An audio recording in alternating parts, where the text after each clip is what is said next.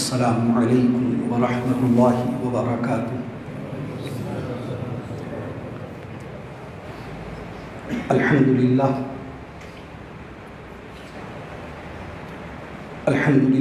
رب العالمین،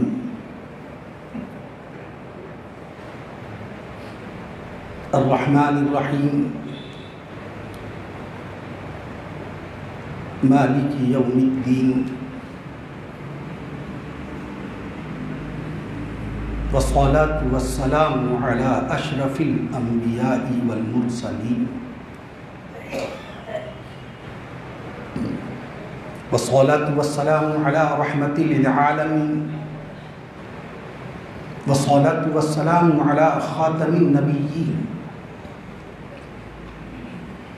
والصلاة والسلام على سيد الراكعين، والصلاة والسلام على سيد الساجدين، والصلاة والسلام على سيد الشافعين، والصلاة والسلام على سيد الشارحين، والصلاة والسلام على سيد الأنبياء، والصلاة والسلام على سيد الأولياء، والصلاة والسلام على سيد الأتقياء، والصلاة والسلام على سيد الأصفياء. أما بعد، فقد قال الله تبارك وتعالى في القرآن الكريم والفرقان الحكيم: فأعوذ بالله من الشيطان الرجيم، بسم الله الرحمن الرحيم، وإنك لعلى خلق عظيم. وقال الله تعالى: وكان فضل الله عليك عظيما. وقال الله تعالى: ورفعنا لك ذكرك.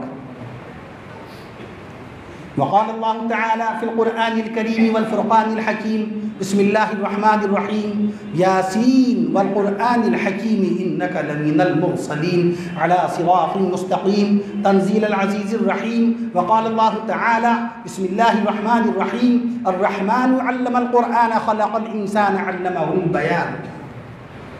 وقال الله تعالى: إنما المؤمنون إخوة فأصلحوا بين أخويكم واتقوا الله لعلكم ترحمون.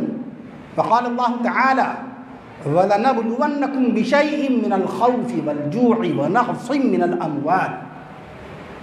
الأموال والأنفس والثمرات وبشر الصابرين الذين إذا أصابتهم مصيبة قالوا إنا لله وإنا إليه راجعون.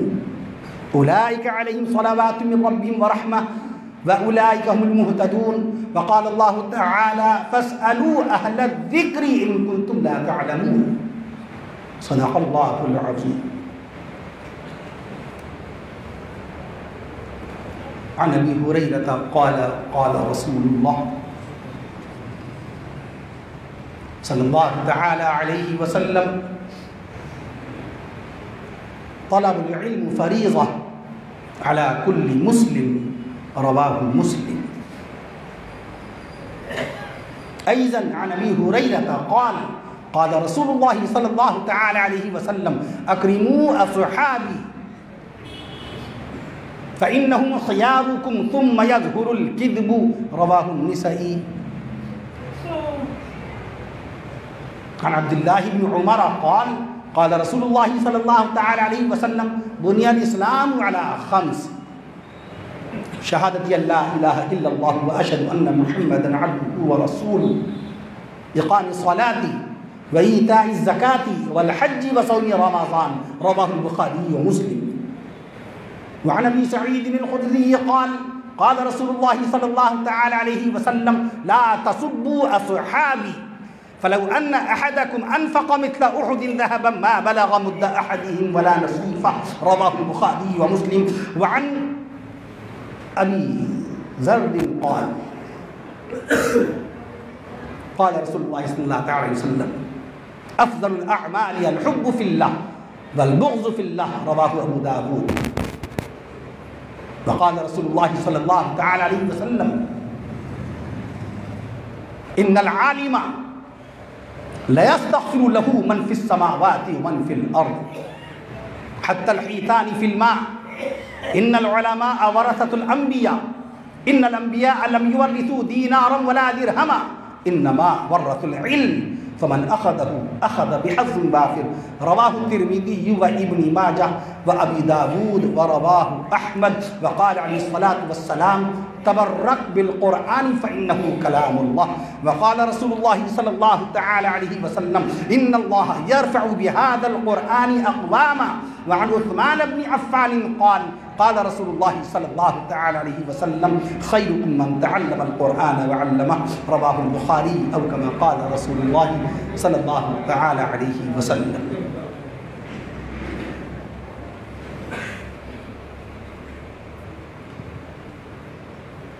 وہ دانائے سبل ختم الرسل مولائے کل جس نے کونین کے آقا امام الانبیاء شافع روز جزا احمد مجتبی رسول عربی پیغمبر اسلام نبی آخر الزمان سیدنا حضرت محمد رسول اللہ صلی اللہ علیہ وسلم کی شان اقدس میں اقبال کہتا ہے کہ وہ دانائے سبل ختم الرسل مولائے کل جس نے غبار راہ کو بخشا فروغ وادی سینا غبار راہ کو بخشا فروغ وادی سینا اور نگاہ عشق و مستی میں وہی اول وہی آخر نگاہ عشق و مستی میں وہی اول وہی آخر وہی قرآن وہی فرقان وہی یاسین وہی طٰہٰ وہی قرآن وہی فرقان وہی یاسین وہی طٰہٰ اور ہر کوئی مست مئے ذوق تناسانی ہے. اقبال کہتا ہے ہر کوئی مست مئے ذوق تناسانی ہے. ہم مسلمان ہیں یہ انداز مسلمانی ہے. ہر کوئی مست مئے ذوق تناسانی ہے. ہم مسلمان ہیں یہ انداز مسلمانی ہے. اور حیدری فقر ہے نئے دولت عثمانی ہے. نئے کے معنی نہیں. حیدری فقر ہے نئے دولت عثمانی ہے. ہم کو اسلاف سے کیا نسبت روحانی ہے. ہم کو اسلاف سے کیا نسبت روحانی ہے. وہ زمانے میں معزز تھے مسلمان ہو کر وہ زمانے میں معزز تھے مسلمان ہو کر اور ہم خوار ہوئے تاریک قرآن ہو کر اور ہم خوار ہوئے تاریک قرآن ہو کر. قلب میں سوز نہیں روح میں احساس نہیں. قلب میں سوز نہیں روح میں احساس نہیں. کچھ بھی پیغام محمد کا ہمیں پاس نہیں. کچھ بھی پیغام محمد کا ہمیں پاس نہیں. اے اللہ قوت عشق سے ہر پست کو بالا کر دے.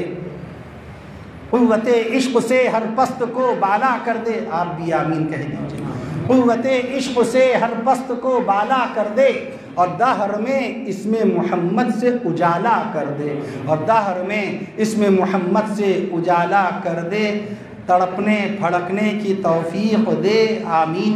تڑپنے پھڑکنے کی توفیق دے. دل مرتضیٰ سوز صدیق دے. دل مرتضیٰ سوز صدیق دے. کی محمد سے وفا تو نے تو ہم تیرے ہیں. کی محمد سے وفا تو نے تو ہم تیرے ہیں. یہ جہاں چیز ہے کیا لوح و قلم تیرے ہیں. یہ جہاں چیز ہے کیا لوح و قلم تیرے ہیں. ہم سب سے پہلے خالق کائنات کامل الذات محمود الصفات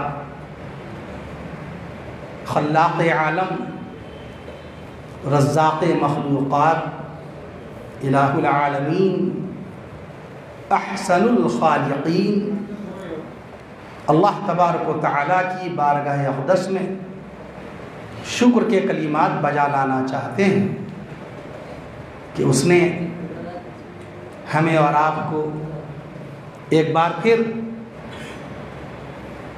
اپنے فضل و کرم سے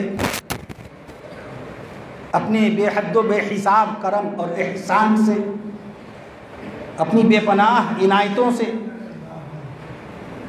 اپنی لامحدود لامتناہی مہربانیوں سے یہ بابرکت مہینہ ربیع الاول کا نصیب فرمایا. یہ ماہ مقدس یہ متبرک مہینہ جس میں اللہ کے حبیب امام الانبیاء شافع روز جزا رسول عربی صلی اللہ علیہ وسلم کی پیدائش مبارکہ ہوئی، آج سے 1495 سال پہلے اللہ تعالیٰ نے تمام نبیوں کے سردار و امام، تمام رسولوں کے رسول، تمام پیمبروں کے پیمبر، شافی محشر، ساقی کوثر، حضور سید البشر، محسن انسانیت، نبی الرحمت، صاحب شریعت، رونق جنت، پیکر شفقت، آفتاب نبوت، مہتاب رسالت، سرکار مدینہ، نبی مکرم، رسول معظم، حضرت آدم علیہ السلام سے لے کر سیدنا عیسیٰ علیہ السلام کے درمیان ہونے والے 1,23,999 انبیاء و مرسلین کے سردار و امام کو اللہ تعالیٰ نے 1495 سال پہلے مکہ معظمہ میں عرب کے وقت کے حساب سے، مکہ معظمہ کے وقت مبارکہ کے اعتبار سے صبح سویرے 4:20 پر، اور ہمارے ملک ہندوستان کے وقت کے حساب سے صبح سویرے 6:50 پر متولد فرمایا۔ بروز دوشنبہ عیسیٰ علیہ السلام کے دوسرے آسمان پر جانے کے 571 سال کے بعد، انگریزی مہینہ اپریل کا، انگریزی تاریخ 22، یونانیوں کے کیلنڈر میں 20 تاریخ، ایرانیوں کے کیلنڈر میں 18 تاریخ، عربی قمری مہینے کی 9 تاریخ، اور قول مشہور کے مطابق 11 ربیع الاول کی مبارک شب اور 12 ربیع الاول کی طلوع صادق۔ یہودیوں کے کیلنڈر میں 10 تاریخ، آج سے 5,29,430 دن پہلے اللہ نے اپنے حبیب صلی اللہ علیہ وسلم کو اس دنیا میں رحمت للعالمین بنا کر کے بھیجا تھا۔ آپ کے سامنے دینی اجلاس ہماری مساجد میں تمام قسم کی قانونی رعایت کے ساتھ، قانونی پابندیوں کے ساتھ، محکمہ صحت کی طرف سے جاری کی جانے والی ہدایات کے تحت، حکومت وقت کی طرف سے جاری کی جانے والی گائیڈ لائنز کے مطابق ماشاءاللہ الحمدللہ ہو رہے ہیں، جس میں سوشل ڈسٹینس کا قائم رکھنا ضروری ہے، انسانی جان کی حفاظت، انسانی صحت کی حفاظت دین اسلام میں بہت بنیادی اہمیت کا حامل ہے۔ یہ تصور، اللہ کو ہماری جانوں سے بڑی محبت ہے، ہم اپنی جان سے اس قدر محبت نہیں کر سکتے جس قدر اللہ کو ہماری جانوں سے زیادہ، اللہ کو ہماری جانیں زیادہ عزیز ہیں۔ یہی وجہ ہے کہ اگر شدید ترین آندھی آئے، طوفان آئے، بارش آئے، گردن تک پانی بھر جائے، کمر تک پانی بھر جائے، تو تمام فقہائے اسلام، تمام فقہائے حنفیہ، فقہائے شوافع، ائمہ اربعہ کا ہر فقیہ، ہر مفتی یہ فتویٰ دے گا کوئی شخص اپنے آپ کو پانی میں غرق کر کے مسجد نہ جائے جمعے کی نماز پڑھنے کے لیے۔ یہ رعایتیں ہیں ہمارے یہاں۔ امام اعظم ابو حنیفہ رحمۃ اللہ علیہ کے مسلک حقہ میں 83,000 شرعی مسائل، دیکھیے کیسی کیسی رعایتیں، کیسی کیسی مراعات۔ اللہ کے نبی صلی اللہ علیہ وسلم نے اپنے دور پاک میں جن جن باتوں کی پیشن گوئیاں فرمائیں، لمحہ لمحہ، لحظہ لحظہ، رفتہ رفتہ وہ ساری باتیں پوری ہوتی نظر آ رہی ہیں۔ واقعات ہمیشہ پیش آئے، حضرت انسان پر حالات ہمیشہ آئے، امتحانات سے امت محمدیہ گزری، آزمائشوں سے ملت اسلامیہ گزری، واقعات کہاں نہیں پیش آئے۔ کونین کے آقا صلی اللہ تعالیٰ علیہ وسلم کا دور پاک رحمتوں سے اور برکتوں سے لبریز اور بھرا ہوا، اثر تاپا رحمت للعالمین ہمارے آقا، حتیٰ کہ اللہ کی جو فطرت، قرآن مجید میں اللہ کی فطرت آئی ہے، فطرت اللہ 21واں سپارہ، اللہ کی فطرت، اللہ کا قاعدہ، اللہ کا ضابطہ، جو عام عذاب آتا تھا طوفان نوح کی شکل میں، میں عرض کر دوں آپ سے قوم عاد کی شکل میں، قوم سمود کے اوپر، قوم عاد کے اوپر، حضرت صالح علیہ السلام کے زمانے میں، حضرت ہود علیہ السلام کے زمانے میں قوم لوط کے اوپر جو عام عذاب آیا، یا بنی اسرائیل کے اوپر جو عذاب آیا، اور اللہ تعالیٰ نے جس طریقے سے فرعون کو غرقاب کیا تھا اپنے باقاعدہ خاص حکم سے، اور موسیٰ علیہ السلام کو محفوظ فرمایا تھا، میں عرض کر دوں اللہ نے اپنے محبوب صلی اللہ علیہ وسلم کی رحمت للعالمینی کے صدقے میں اس سلسلے کو اللہ نے بدل فرما دیا، اس کو بدل دیا کہ اب ہمیشہ کے لیے آسمان سے عذاب نہیں بھیجوں گا، قوموں کو ہلاک نہیں کروں گا،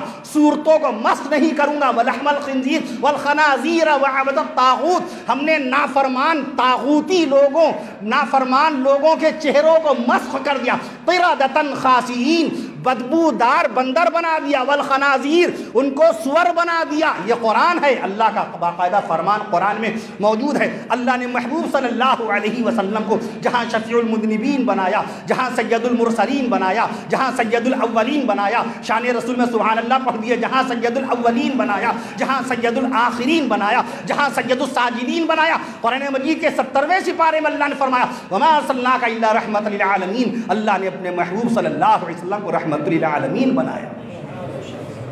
رحمت للعالمین کے صدقے میں عمومی عذاب کا سلسلہ ختم، عمومی ہلاکتوں کا سلسلہ ختم، امت محمدیہ کے چہرے مسخ نہیں کیے جائیں گے، امت محمدیہ کے چہروں کو اللہ بگاڑے گا نہیں، کتے بلی بندر نہیں بنائے جائیں گے، ہمیشہ ہمیشہ کے لیے ہلاکت کا فیصلہ عرش معلیٰ سے نازل نہیں ہوگا۔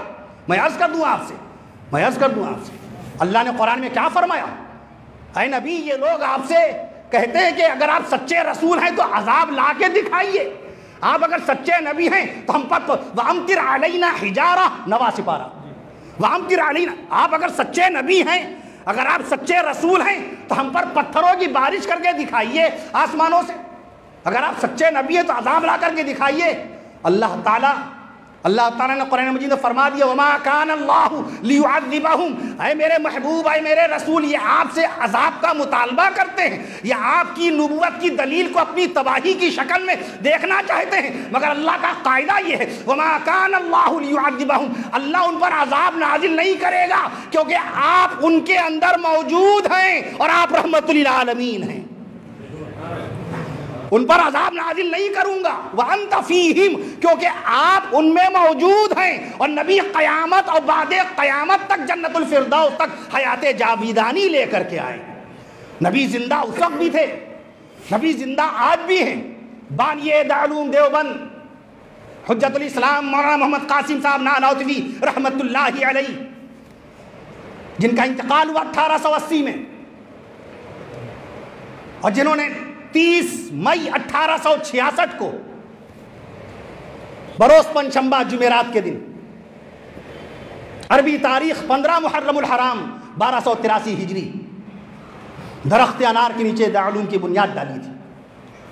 آقا مدنی صلی اللہ تعالی علیہ وسلم کی شان اقدس میں مقام ختم نبوت پر ایک شاہکار کتاب لکھی، کتاب کا نام آب حیات۔ ہم جیسے ناخواندہ نااہل مبتدی اس کتاب کے مقابلے پہ اللہ کے اس مقدس گھر میں یہ حقیقی الفاظ میں ادا کر رہا ہوں، یہ انکساری نہیں ہے، یہ مصنوعی عاجزی نہیں ہے۔ ہم جیسے ناخواندہ مبتدی مقابلے میں جو میں نام پیش کروں گا تو آپ سمجھ جائیں گے ہاں کتنی سچی بات یہ ہے کہ ہم جیسے نااہل، ہم جیسے جاہل اور احمق اس کتاب کو کیا سمجھیں گے جب شیخ الہند رحمت اللہ علیہ جیسا استاد العلماء کہتا ہے کہ میں نے حضرت قاسم نانوتوی رحمت اللہ علیہ کی کتاب آب حیات کو 6 مرتبہ پڑھا، تب جا کر کے ہمیں کچھ سمجھ میں آئی ہے۔ شیخ الہند کہ جن کی شان میں حکیم الامت مولانا شاہ ولی تھانوی رحمت اللہ علیہ، جن کا انتقال 1943 میں ہوا، وہ فرماتے ہیں ان کو شیخ الہند نہ کہو، وہ تو شیخ العالم ہیں، وہ تو شیخ العالم ہیں۔ شیخ الہند کا مقام و مرتبہ سمجھنے کے لیے اتنی بات اور سمجھ لیجئے، ان کی جیب میں ایسے چمکتے ہوئے ہیرے تھے کہ ایک ایک ہیرے نے پوری کی پوری ملت کو پورے کے پورے خطے کو چمکا دیا، دمکا دیا۔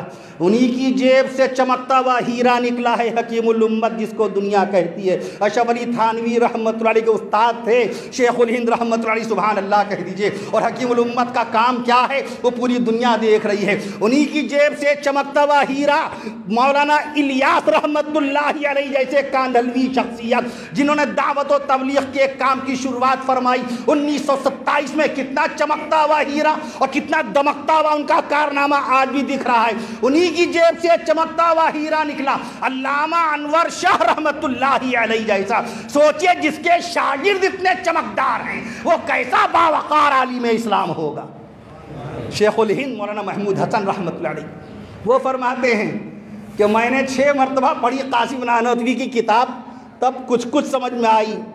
اب بتائیے مجھ جیسا ناخواندہ کیا اس کا ایک حرف سمجھ پائے گا؟ نہ اس میں کوئی کوما ہے، نہ کوئی فل اسٹاپ ہے، نہ کوئی جملے کی تکمیل کی علامت ہے۔ کہاں فقرہ شروع ہوا، کہاں جملہ مکمل ہوا، کہاں مضمون مکمل ہوا، کہاں سے مضمون شروع ہوا، لیسن کی سٹارٹنگ کہاں ہے، لیسن کی اینڈنگ کہاں ہے، کون سمجھ پائے گا اس کو؟ اس میں لکھا ہے اس کتاب میں، علامہ بیہقی رحمۃ اللہ علیہ کی حدیث شریف لے کر کے آئے حضرت حجت الاسلام علیہ الرحمہ، ان الانبیاء احیاء فی قبورہم یصلون۔ انبیاء سب کے سب زندہ ہیں، انبیاء سب کے سب زندہ ہیں۔ کہاں؟ نبی نے پتہ بتایا کس مقام پر زندہ ہیں، مقام ارواح میں زندہ ہیں، یا آسمان اول پہ زندہ ہیں، یا مقام بیضا میں زندہ ہیں جہاں عام مومنین کی روحیں ہیں، یا مقام علیین میں زندہ ہیں، یا مقام سدرۃ المنتہا میں زندہ ہیں جہاں جبریل امین تشریف فرما ہیں۔ معصوم بچوں کی روحیں جبریل امین کے ساتھ کھیل رہی ہیں 7ویں آسمان پر۔ انبیاء کرام کہاں زندہ ہیں؟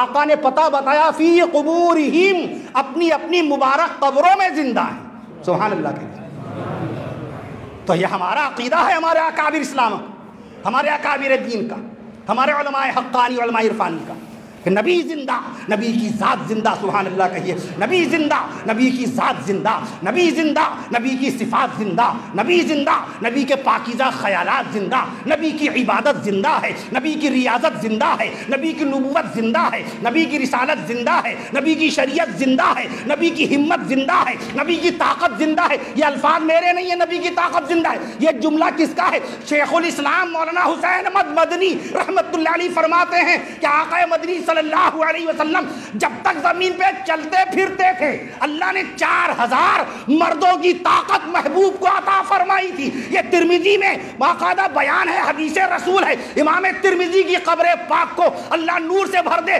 نبی کی طاقت کو، رسول کی قوت کو، پیغمبر کی ہمت و طاقت کو بیان فرما دیا۔ 100 جنتی مردوں کی طاقت ایک طرف اور مدینے والے آقا کی طاقت ایک طرف۔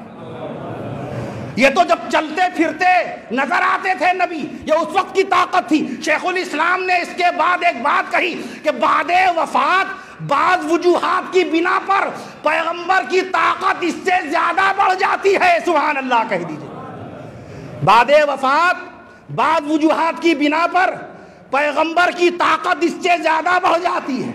کیا فرمایا؟ جب کوئی عاشق مصطفیٰ، جب کوئی غلام رسول پاک کا کوئی امتی کسی مقام سے درود شریف پڑھتا ہے، آقا نے خود بیان فرما دیا ان للہ ملائکۃ سیاحین فی الارض یبلغون عن امتی السلام، بے شک اللہ تعالیٰ کے فرشتے زمین پہ چلتے پھرتے ہیں اور میری امت کا مجھ تک سلام پہنچاتے رہتے ہیں۔ کیا فرمایا؟ یہ ہمارے آقا صلی اللہ علیہ وسلم کا ارشاد پاک ہے۔ تو نبی کا دین زندہ، اللہ تعالیٰ کا قاعدہ، اللہ کی فطرت یہ ہے، اللہ کا ضابطہ یہ، اللہ پیغمبر کی پیغمبری کے بغیر کبھی بندوں کو نہیں چھوڑتا، نبی کی نبوت کے بغیر اللہ اپنے بندوں کو کبھی نہیں چھوڑتا۔ بندے کبھی آوارہ نہیں رہے، آزاد نہیں رہے کہ مرضی کے مطابق زندگی گزاریں، اپنی خواہشات کے مطابق زندگی گزاریں، نہیں۔ اللہ کی وحی کی روشنی میں اللہ کی رہنمائی باقاعدہ آتی رہی پیغمبروں کے ذریعے سے۔ آدم علیہ السلام سے لے کر عیسیٰ علیہ السلام تک قاعدہ یہی رہا۔ آدم علیہ السلام 1000 سال تک کے اللہ کی دی ہوئی نبوت کی روشنی میں اللہ کے بندوں کی باقاعدہ ہدایت کا سامان کرتے رہے، اللہ کے بندوں کو باقاعدہ اللہ کے دین پہ چلاتے رہے۔ 1000 سال کی عمر پائی حضرت آدم علیہ السلام نے۔ ایک روایت کے مطابق حضرت آدم علیہ السلام نے 960 سال کی عمر شریف پائی۔ ایک روایت کے مطابق حضرت آدم علیہ السلام نے 940 سال کی عمر باقاعدہ پائی، اور حضرت آدم علیہ السلام کا انتقال ہو گیا۔ انتقال کے بعد ان کے صاحبزادے شیس علیہ السلام کو نبوت عطا ہوئی۔ شیس علیہ السلام کی نبوت میں 912 سال تک اللہ کے بندوں نے زندگی گزاری، سبحان اللہ کہہ دیجئے۔ اس کے بعد میں اللہ تعالیٰ نے پیغمبروں کو بھیجنا شروع فرمایا، اور بندوں کو پیغمبروں کی پیغمبری سے محروم نہیں فرمایا۔ نبی کی نبوت کے فیضان سے بندے محروم کسی دور میں نہیں ہوئے۔ دور آدم سے لے کر دور مصطفیٰ تک، اور دور مصطفیٰ سے لے کے آج تک، آج بھی یہ امت مدینے والے آقا صلی اللہ علیہ وسلم کی نبوت کے فیضان میں زندگی گزار رہی ہے۔ نبی کی نبوت زندہ ہے، تبھی تو کسی اور نبی کی ضرورت نہیں ہے، تبھی تو کسی اور رسول کی حاجت نہیں ہے، کسی اور پیغمبر کی ضرورت کیوں نہیں پیش آ رہی ہے؟ پہلے مدینے والے آقا کی پیغمبری کو تو ختم کیا جائے، اور رسول پاک کی پیغمبری قیامت بعد قیامت تک قائم و باقی رہے گی۔ نبی کی نبوت جس دن ختم ہوگی تو پیغمبر آئے گا، اور یہ محال ہے، یہ محال ہے۔ رب ذوالجلال نے قرآن میں اعلان فرما دیا ہے صاف طور پہ، تبارک الذی نزل الفرقان علی العالمین لیکون للعالمین نذیرا۔ تمام عالموں کے لیے نذیر ہمارے آقا، تمام بندوں کے لیے بشیر ہمارے آقا، حضرت احمد ہمارے آقا۔ عیسیٰ علیہ السلام نے ہمارے نبی کا نام احمد بتا دیا، آقا نے اپنا نام عاقب، وَأَنَا الْعَاقِبُ بَيْنَ الَّذِي، عاقب اس کو بولتے ہیں جس کے بعد کوئی پیغمبر نہ ہو۔ ہمارے نبی کے بعد کوئی نبی کیسے آ سکتا ہے؟ نبی کی نبوت، نبی کی پیغمبری قیامت تک کے قائم ہے، بعد قیامت تک کے قائم ہے۔ نئے نبی کی ضرورت کیسے؟ جو دعویٰ کرے گا جھوٹوں کا جھوٹا کہلائے گا، دجالوں کا دجال کہلائے گا۔ پہلے نبی کی نبوت تو ختم کی جائے، تبھی تو حضرت شیس علیہ السلام کا انتقال ہوا۔ 912 سال تک اللہ تعالیٰ کے بندے حضرت شیس علیہ السلام کی نبوت میں زندگی گزارتے رہے۔ اس کے بعد میں حضرت جناب ادریس علیہ السلام کو اللہ نے بھیج دیا۔ ادریس علیہ السلام 365 سال تک اللہ کے بندوں کی باقاعدہ تعلیم فرماتے رہے۔ بندوں کو اللہ تعالیٰ نے حضرت ادریس علیہ السلام کی نبوت میں 365 سال تک رکھا۔ ادریس علیہ السلام کا انتقال ہوا، نوح علیہ السلام دنیا میں تشریف لے آئے۔ 1040 سال تک اللہ تعالیٰ نے اپنے بندوں کو نوح علیہ السلام کی رسالت میں رکھا۔ حضرت نوح علیہ السلام کا انتقال ہوا۔ حضرت ابراہیم علیہ السلام دنیا میں رسول بن کر کے آ گئے۔ ابراہیم علیہ السلام کی نبوت میں بندوں نے 120 سال گزار دیے۔ ابراہیم علیہ السلام کا انتقال ہوا، ان کے صاحبزادے اسماعیل علیہ السلام رسول بنائے گئے۔ اسماعیل علیہ السلام کی رسالت میں 130 سال میں باقاعدہ 130 سال مستقل اللہ کے بندے زندگی گزارتے رہے۔ اسماعیل علیہ السلام کے بعد ان کے چھوٹے بھائی صاحب حضرت اسحاق علیہ السلام کو اللہ نے رسول بنا دیا۔ اسحاق علیہ السلام 180 سال تک اللہ کے بندوں کو اپنی نبوت سے فیض یاب کرتے رہے۔ یہ سلسلہ ہوتا رہا اور آقا مدنی صلی اللہ علیہ وسلم تک کے باقاعدہ جا پہنچا۔ میں عرض کر رہا تھا آپ سے، حالات ہر دور میں آئے۔ دور رسول میں زلزلہ آیا، مدینہ منورہ میں آیا، مکہ معظمہ میں سیلاب آیا، 1630 عیسوی میں نصف بدن نہیں، انسانوں کے سروں کے اوپر سے پانی بہ رہا تھا۔ خانہ کعبہ کی آدھی دیوار، نصف دیوار کعبہ سیلاب میں غرق ہو گئی۔ 1630 عیسوی کا مطلب ملک ہندوستان میں کس بادشاہ کی حکومت ہوئی؟ شاہجہاں، بادشاہ شاہجہاں، مغل بادشاہ شاہجہاں، اصلی نام محمد خرم، بادشاہ شاہجہاں کا اصلی نام محمد خرم۔ میں عرض کر دوں آپ سے، والد کا نام نور الدین محمد سلیم جہانگیر، ان کے والد جلال الدین محمد اکبر، ان کے والد نصیر الدین ہمایوں، ان کے والد ظہیر الدین بابر، اور ان کے والد عمر شیخ مرزا، ان کے والد محمد مرزا، ان کے والد مرزا مہران شاہ۔ میں عرض کر دوں، بادشاہ شاہجہاں کے زمانے میں 1630 میں، اور عثمانی بادشاہ سلطان مراد رحمۃ اللہ علیہ کا زمانہ تھا۔ 1630 میں سیلاب آیا، 1000 اہل مکہ معظمہ کے 1000 باشندے جہاں بحق ہو گئے، جہاں میں شہادت نوش کر کے اسی سیلاب میں غرق ہو کر جنت الفردوس پہنچ گئے۔ اب بتائیے، بیت اللہ شریف میں آیا، یہاں اگر آزمائش آئیں، حالات آئے، امتحانات ہوئے، موتیں ہوئیں، بیمار ہوئے، کاروباری خسارہ برداشت کیا، خوف و دہشت کا معاملہ ہوا، میں نے جتنے الفاظ استعمال کیے سب اللہ تعالیٰ نے سورہ بقرہ میں نازل فرما دیے۔ اب یہ ہم نے آیت شریفہ پڑھی، آزمائے گا اللہ تعالیٰ آپ کو، وَلَنَبْلُوَنَّكُمْ جمع مذکر مخاطب کا صیغہ، تم کو آزمائے گا، اللہ تعالیٰ آزما رہے ہیں۔ وَلَنَبْلُوَنَّكُمْ کیسے؟ بِشَيْءٍ مِّنَ الْخَوْفِ، خوف سے آزمائے گا۔ کیسا خوف دیکھا ہم نے، آپ نے کیسی دہشت دیکھی؟ بھائی بھائی کی خیریت نہیں لے رہا ہے، نیچے شوہر کی میت، منزل اول بالا خانے سے کوٹھے سے بیوی نیچے اتر کے نہیں آ پائی، خوف و دہشت کا عالم۔ ایک شخص اپنے دروازے ہاتھ دھو رہا ہے، لوگ دور سے رک گئے، ہاتھ دھو کے اندر چلا جائے تب میں اس کی گلی سے گزروں، خوف و دہشت کا عالم۔ والجوعی، بھوک سے آزماؤں گا، کیسی فاقہ کشی کی، کیسی بھوک کی شدت آپ لوگوں نے دیکھی بھی اور محسوس کی۔ بھوک مری کا کیسا دور دیکھا، پیسہ ہوتے ہوئے ساگ سبزیاں نہیں، پیسہ ہوتے ہوئے غلہ اناج نہیں تھا، اللہ کے نیک بندوں نے باقاعدہ غلہ اناج پہنچایا۔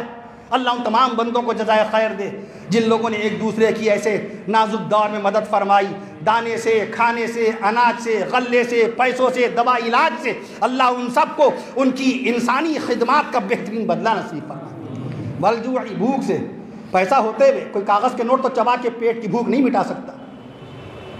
میں عرض کر دوں آپ سے، ونقص من الاموال، مال کے نقصان سے آزمایا جائے گا۔ یہ سب ہوا ایک ساتھ، مال کیا ہے، لاکھوں لاکھ روپے کا مال برباد ہو گیا، اربوں کھربوں روپے کا مال بن نہیں پایا، ملوں میں، فیکٹریوں میں، کارخانوں میں۔ والانفس والثمرات، جانوں کے نقصان سے ہلاکتیں ہوں گی، موتیں آئیں گی۔ اموات ہوئی کہ نہیں ہوئی؟ کیسے کیسے اللہ کے دلارے بندے اللہ کو پیارے ہوئے۔ جب وبا میں کسی کا انتقال ہوتا ہے تو اللہ اس کو مقام شہادت نصیب فرماتا ہے۔ استاد العلماء، قائد ملت، عزت مآب علی جناب، نہ معلوم کتنی دینی ملی تنظیمات کے سربراہ و سرپرست حضرت مولانا الحاج مولانا محمد متین الحق صاحب اسامہ القاسمی نور اللہ مرقدہ، آمین کہیے، رحمت اللہ علیہ، آمین کہیے، برد اللہ مضجعہ، آمین کہیے۔ اللہ کو پیارے ہوئے، اللہ ان کے درجات بلند فرمائے، غریق رحمت فرمائے، قبر میں کروٹ کروٹ سکون و چین نصیب فرمائے، جنت الفردوس میں اعلیٰ مقام نصیب فرمائے، اور ان کا نعم البدل نصیب فرمائے۔ پرسوں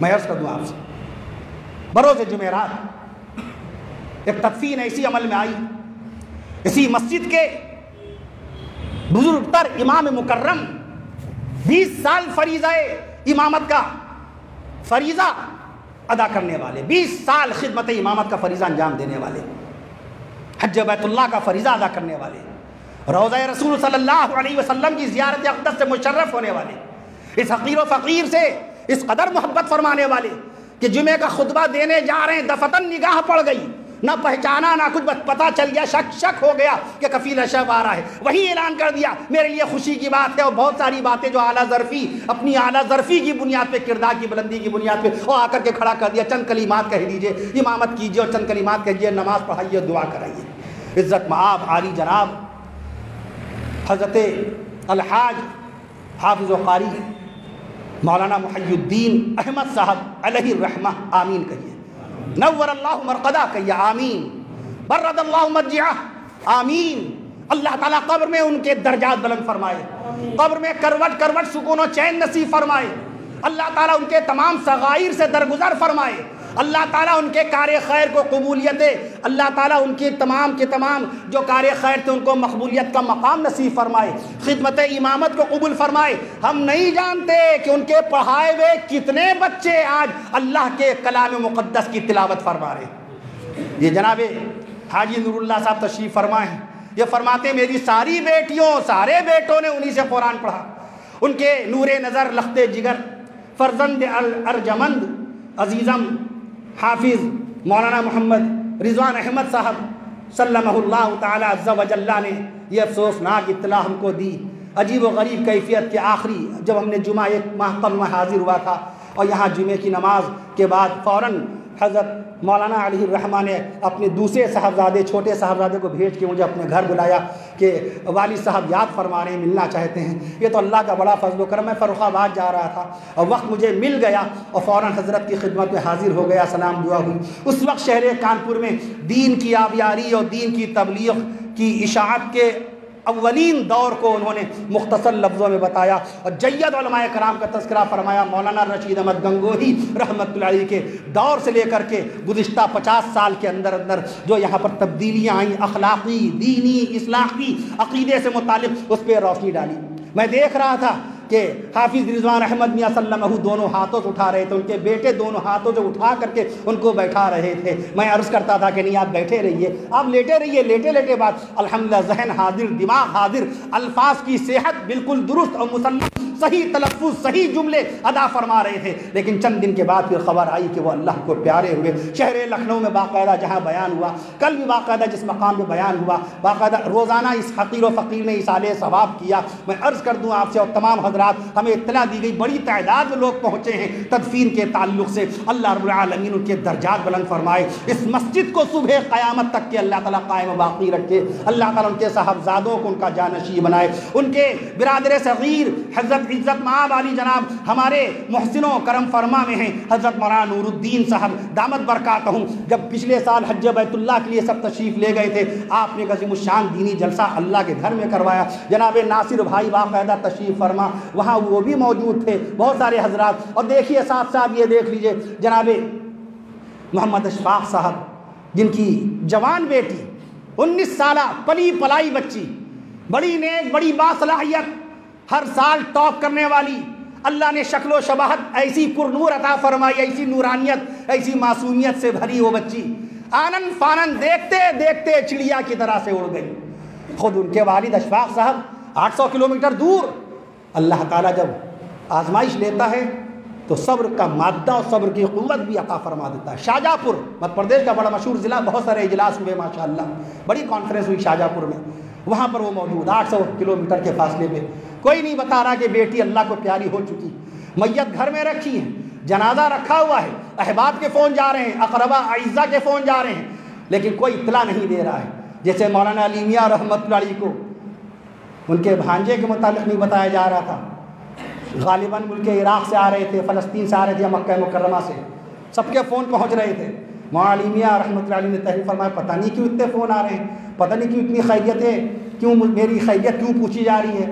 جب پہنچے تو معلوم ہوا حضرت مولانا محمد ثانی الندوی رحمۃ اللہ علیہ اللہ کو پیارے ہو گئے تھے. سفر بڑی مشکل سے کٹتا ہے. ہماری چیخ نکلی تھی جب میں نے دوران سفر اپنے والد مرحوم سے، والد مرحوم کے انتقال کی خبر سنی تھی. رات گجرات کے جلسے سے ہم فارغ ہوئے کنکاریا میں، بھروچ ضلع میں، بہت اچھی باتیں ہوئیں. اور اس کے بعد دوسرے دن اطلاع مل رہی اللہ کو پیارے ہو گئے، بڑے فٹ، بہت اچھے، بڑے خوبصورت، بڑے عاشق رسول، بڑے صوم و صلات کے پابند. دوسرے دن انتقال کی خبر. لیکن سفر کٹتا نہیں ہے جب ایسی خبر ملتی ہے. دعا فرمائیے اللہ تعالیٰ جناب اشفاق صاحب کی اہلیہ اور ان کی والدہ آج بھی تڑپتی ہیں. آج نہ معلوم کتنی مرتبہ وہ روئے ہیں جب وہ ملاقات کے لیے تشریف لائے. ہم نے ان کو روتے ہوئے کبھی نہیں دیکھا، آج بلبلاتے ہوئے ان کو دیکھا. نہ معلوم کتنی مرتبہ میں نے ان کے آنسو پوچھے. عشاء کی نماز ہمارے ساتھ ہی ادا فرمائی. جوان بیٹی کا صدمہ اللہ ہی کی طرف سے برداشت ہوتا ہے میاں. اگر اللہ نے صبر کی دولت نہ نواز، صبر کی دولت سے نہ نوازا ہوتا بندوں کو تو بندے جنگلوں میں بھاگ جاتے، دیوانے اور مجنون ہو جاتے. ایک بیٹا ماں کا صدمہ برداشت نہیں کر سکتا ہے، شوہر بیوی کا صدمہ برداشت نہیں کر سکتا ہے، بیوی شوہر کا صدمہ برداشت نہیں کر سکتی ہے، ماں باپ اپنے بیٹے کا صدمہ برداشت نہیں کر پاتے ہیں. اللہ تعالیٰ سب کو صبر جمیل نصیب فرمائے. جن بندوں اور بندیوں کے انتقال ہوئے اے اللہ ان کی مغفرت فرمائیے. اس مقدس گھر میں آپ کے کتنے نیک بندے آئے ہیں، اس میں سے نہ معلوم کتنے بندے ایسے ہیں جو تہجد کی پابندی کرتے ہیں، کتنے بندے ایسے ہیں جو وقت پر پائی پائی روپئے نہیں پائی پائی کی زکوٰۃ نکالتے ہیں. اے اللہ تعالیٰ ان میں سے آپ اپنے ان بندوں کے صدقے میں اللہ تعالیٰ تمام مرحومین و مرحومات کی مغفرت فرمائیے. آقا صلی اللہ علیہ وسلم کے صدقے و طفیل میں مغفرت فرمائیے. سب بزرگان دین رحمہم اللہ تعالیٰ علیہم اجمعین کے توسل سے ان کی مغفرت فرمائیے، درجات بلند فرمائیے. ہم سب کو ایمان پر جینا نصیب فرمائیے، ایمان پہ خاتمہ نصیب فرمائیے. اے اللہ تعالیٰ جو اسپتالوں میں بندے زیر علاج ہیں ان تمام بیمار بندوں اور بندیوں کو اپنے فضل و کرم سے، اپنی شان کریمی، اپنی شان رحیمی سے، اپنے حبیب صلی اللہ علیہ وسلم کے صدقے و طفیل میں ان اسپتالوں میں زیر علاج اپنے تمام بیمار بندوں اور بندیوں کو صحت اور شفا نصیب فرما دیجئے، اور اسپتالوں سے زندہ صحیح سلامت ان کو ان کے گھر واپس ہونا نصیب فرما دیجئے. اے اللہ جو گھروں میں دوائیں کھا رہے ہیں، جو گھروں میں بیمار ہیں، اے اللہ تعالیٰ اس دینی جلسے جلسے کی برکت سے اس مسجد میں آئے ہوئے تمام آپ کے جتنے بندے علماء بھی ہیں، حاجی بھی ہیں، حافظ بھی ہیں، قاری بھی ہیں، اور سچے تاجر ہیں، اور سچے دکاندار، اور سچے ملازمت پیشہ، ملک کی خدمت کرنے والے، ملت کی خدمت کرنے والے، دین و شریعت کی خدمت کرنے والے، اے اللہ ان کے آنے کی برکتوں سے، اپنے فضل و کرم سے، آقا مدنی صلی اللہ علیہ وسلم کے صدقہ و طفیل میں جو گھروں میں جو بیمار چل رہے ہیں، اللہ ان سب کو شفائے کاملہ نصیب فرما دیجیے۔ مولانا انصار احمد صاحب جامعی مدد علی، عرصہ دراز کے بعد سبھی سے ملاقات ہوئی، یہ سب سے زیادہ بار مجھے اس شہر میں ماشاءاللہ مدعو فرما چکے ہیں۔ کوئی علاقہ ایسا نہیں جہاں انہوں نے دین کی خدمت کے لیے اسٹیج نہ لگایا ہو، اصلاح معاشرہ کے لیے، سیرت نبوی کے لیے۔ اور حضرت مولانا اسامہ قاسمی صاحب رحمۃ اللہ علیہ کی صدارت کا فریضہ، اس میں بیشتر جلسوں میں حضرت کی صدارت باقاعدہ ہوا کرتی تھی۔ اللہ تعالیٰ سے دعا یہ اللہ ان تمام جو آپ کے اب جو یہ بندے ہیں، اے اللہ تعالیٰ سب کی عمروں میں ہم سب کو اللہ تعالیٰ دین کی خدمت کے لیے قبول فرما لیجیے۔ ہم سب کو ہر بلا، ہر مصیبت، ہر ناگہانی، ہر بیماری، ہر پریشانی، ہر بلا، ہر وبا سے ہم سب کی حفاظت فرمائیے، ہمارے ملک کی حفاظت فرمائیے، ہمارے شہروں کی حفاظت فرمائیے، پورے عالم کی حفاظت فرمائیے۔ دنیا کے 7 ارب 70 کروڑ انسانوں کو اے اللہ تعالیٰ تمام بیماریوں سے محفوظ فرما دیجئے۔ اے اللہ آپ کے جن بندوں کو کاروباری نقصان و خسارہ ہوا، اے اللہ آپ رزاق ہیں، آپ رزق دینے والے ہیں، آپ نفع دینے والے ہیں، اے اللہ تعالیٰ ان سب کو پھر سے کاروباری ترقیات سے ہمکنار فرمائیے۔ اے اللہ ہماری جن بیٹیوں اور بہنوں کے رشتے پیچھے چلے گئے ہیں، جن کی شادیاں رک گئی ہیں، جن کے ولیمے رک گئے ہیں، اے اللہ ان کی شادیوں، ان کے نکاحوں اور ان کے ولیموں کے غیب سے اسباب پیدا فرما دیجئے۔ پھر سے اللہ تعالیٰ اسکولوں کی تعلیمات، کالجوں کی تعلیمات، یونیورسٹی کی ایجوکیشن، مدرسوں کی تعلیمات، مکاتب میں ناظرہ قرآن کی تعلیمات کا سلسلہ اللہ تعالیٰ جاری و ساری فرما دیجئے۔ ہر طرف امن، سکون، چین، آشتی اور عافیت کی زندگی کو اے اللہ تعالیٰ عام فرما دیجئے۔ ربیع الاول کا مبارک مہینہ اپنی رحمتوں و برکتوں کے ساتھ موجود، میں عرض کر رہا تھا آپ سے، اللہ نے اپنے بندوں کو کبھی بھی نبی کی نبوت کے بغیر نہیں چھوڑا۔ موسیٰ علیہ السلام کی نبوت میں اللہ کے بندے کتنے سال رہے؟ 120 سال رہے، 120 سال۔ صالح علیہ السلام کی نبوت میں اللہ کے بندے کتنے سال؟ صالح علیہ السلام نے کتنی محنت کی؟ 280 سال محنت کی۔